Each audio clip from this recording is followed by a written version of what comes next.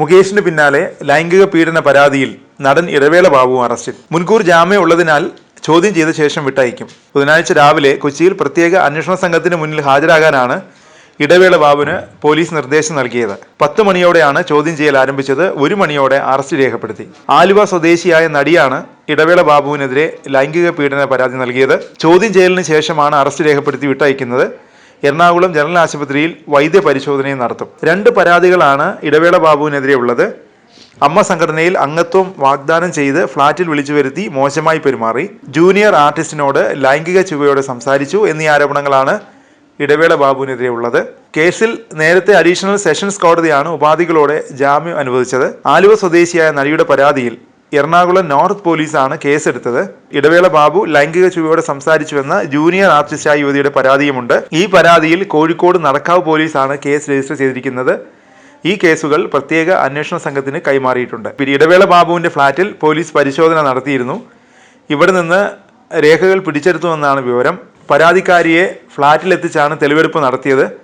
അതേസമയം ഹേമ കമ്മിറ്റി റിപ്പോർട്ടിൽ പ്രത്യേക അന്വേഷണ സംഘം അന്വേഷണം വിപുലീകരിച്ചു. ഓഗസ്റ്റ് 28-ന് എറണാകുളം നോർത്ത് സ്റ്റേഷനിലാണ് ഇടവേള ബാബുവിനെതിരെ കേസെടുത്തത്. അമ്മയിൽ അംഗത്വം നേടാനായി വിളിച്ചപ്പോൾ അപേക്ഷ പൂരിപ്പിക്കാൻ നടിയോട് ഫ്ളാറ്റിലേക്ക് വരാൻ ആവശ്യപ്പെട്ടു.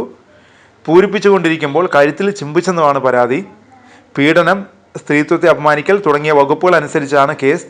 തെളിഞ്ഞാൽ ചുരുങ്ങിയത് 10 വർഷം വരെ തടവും പിഴയും ശിക്ഷ ലഭിക്കും. അതിനിടെ ബലാത്സംഗ കേസിൽ നടനും MLAയുമായ മുകേഷിനെ അറസ്റ്റ് ചെയ്തു. പ്രത്യേക അന്വേഷണ സംഘം 3 മണിക്കൂറിലേറെ ചോദ്യം ചെയ്ത ശേഷമാണ് അറസ്റ്റ് രേഖപ്പെടുത്തിയത്. സെഷൻസ് കോടതി മുൻകൂർ ജാമ്യം നൽകിയതിനാൽ വിട്ടയച്ചു. മുകേഷിന്റെ ലൈംഗിക ശേഷി പരിശോധന നടത്തി. ആലുവ സ്വദേശിയായ നടിയുടെ പരാതിയിൽ മരട് പോലീസ് രജിസ്റ്റർ ചെയ്ത കേസിലാണ് ചൊവ്വാഴ്ച രാവിലെ മുകേഷ് ചോദ്യം ചെയ്യലിനായി ഹാജരായത്.